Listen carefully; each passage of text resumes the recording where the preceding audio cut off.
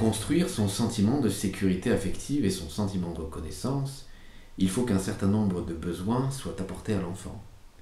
Alors bien évidemment, il y a le besoin de sécurité physiologique, mais il doit aussi y avoir le besoin de sécurité affective, le besoin d'appartenance, le besoin d'expression de soi, le besoin d'estime de soi et le besoin de limites à lui poser. Alors, ce sont ce que j'appelle les figures d'attachement principales, qui sont le père et la mère, qui vont veiller à la satisfaction de ces besoins. Mais cela ne suffit pas. Il faudra aussi qu'il y ait ce que j'appelle les figures d'attachement satellites, c'est-à-dire toutes ces personnes qui gravitent dans l'environnement de l'enfant et qui vont lui permettre de se développer dans l'harmonie. D'ailleurs, j'aime bien utiliser ce dicton d'Afrique qui dit qu'il faut un village pour élever un enfant. Et donc, en l'absence d'une éducation et d'un milieu familial, social, culturel, stable, l'enfant, en grandissant, risque de perdre l'équilibre en étant dans l'excès ou dans l'insuffisance, en étant dans le tout ou dans le rien. Il risque de s'isoler ou bien, exagérément, d'aller vers les autres en répondant à leurs besoins au détriment de ses propres besoins. Il risque aussi de perdre l'importance du langage. Or, le langage, c'est tout ce qui va normalement lui permettre de communiquer, de dire, afin de se confronter aux autres et de ne pas rester dans l'illusion, dans le silence, dans le retrait. Alors, on ne peut pas effacer l'histoire, certes, mais on peut la transformer. Et cela s'appelle le changement, qui va permettre à la personne de voir le verre plutôt à moitié plein plutôt qu'à moitié vide, de pouvoir regarder devant plutôt que de regarder derrière. Et donc, pour cicatriser les blessures affectives de notre histoire, il est important de reconstruire son estime de soi.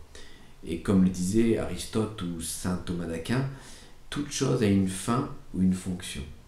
Et je crois profondément que l'être humain aussi a une fin et une fonction, qu'il doit trouver sa raison d'exister, qu'il doit pleinement se réaliser.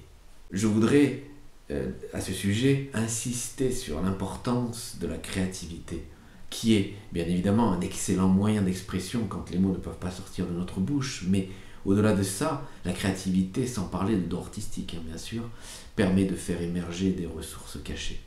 Alors, il s'agit de quoi? Il s'agit en fait de développer une agilité physique, manuelle, intellectuelle dans une activité ou une passion qui nous ferait envie ou qui nous ferait plaisir. La créativité va permettre de stimuler une sensorialité engourdie, va permettre de canaliser des émotions envahissantes et va permettre aussi d'affirmer des qualités ignorées. D'ailleurs, je suis très souvent surpris de voir que si peu de gens sont capables de nous donner 3 de leurs plus belles qualités, alors qu'elles pourraient nous dresser une liste non exhaustive des qualités de leur voiture. Pour développer sa créativité, il va falloir mettre en place un certain nombre de qualités, bien sûr. Tout d'abord, de l'organisation, c'est-à-dire repenser son emploi du temps, supprimer l'inutile afin de dégager du temps. Peut-être passer un peu moins de temps devant nos écrans informatiques, devant ce monde virtuel qui nous grignote et nous grignote tant et tant de temps. Il va falloir aussi développer de la volonté, développer de la curiosité pour faire émerger notre unicité, pour faire émerger notre différence, quitte à surprendre l'autre ou les autres.